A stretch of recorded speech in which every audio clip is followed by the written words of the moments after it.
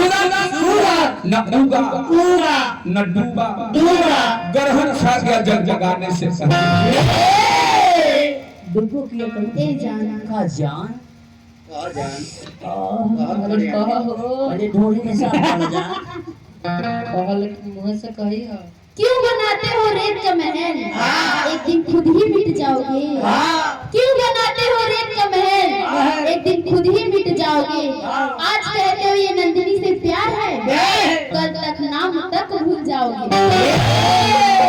अरे पगली अरे वो में कितना हमें टूटे हुए गिलास को जब नहीं आते दिल को रोटी को कभी आराम नहीं आते ये दिल पर को जाने वाली तूने कितना जरूर सोची होगी टूटे हुए दिल किसी को काम नहीं आता इस उजड़ी हुई चमन में फूल खिलाएगा कौन इस उजड़ी हुई चमन में फूल खिलाएगा कौन हमारे जाने के बाद तुम्हें इतना याद आएगा कौन अरे पगले आज हम हैं तभी तो सताते हैं आज हम हैं तभी तो सताते हैं हमारे जाने के बाद तुम्हें इतना याद आएगा कौन जी आप यही बसा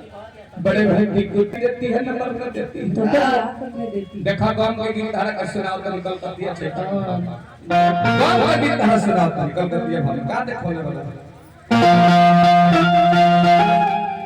ले लिया के कैसे बाहर आई